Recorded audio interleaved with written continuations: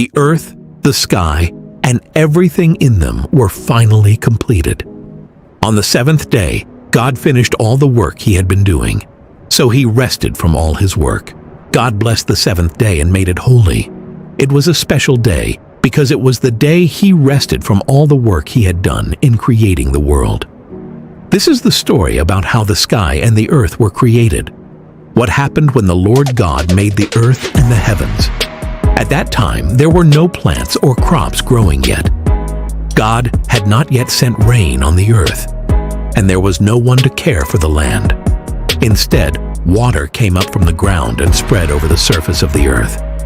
Then the Lord God took dust from the ground and shaped it into a man. He breathed the breath of life into the man's nose, and the man became a living being.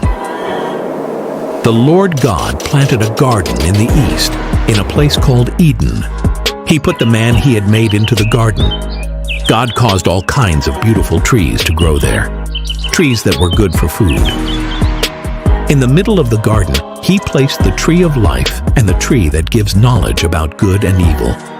A river flowed out from Eden to water the garden, and from there it separated into 4 smaller rivers.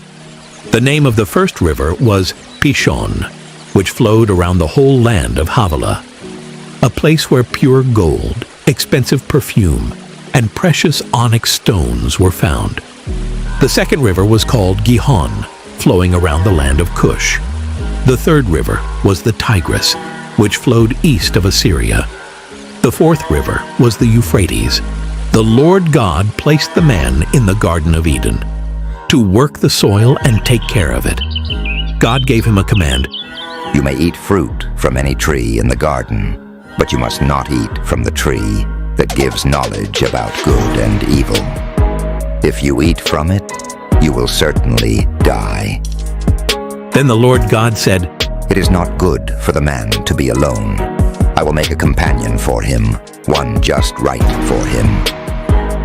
The Lord God took dust from the ground and made all the wild animals and all the birds of the sky.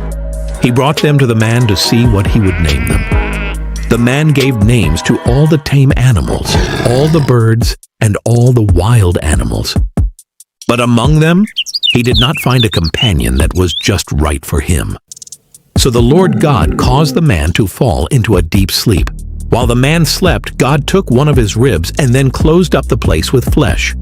From the rib, the Lord God made a woman, and he brought her to the man. The man said, Finally, here is someone like me, bone of my bones and flesh of my flesh.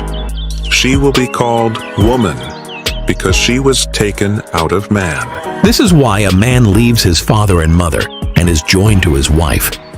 Together, the two become one. The man and his wife were naked, but they felt no shame.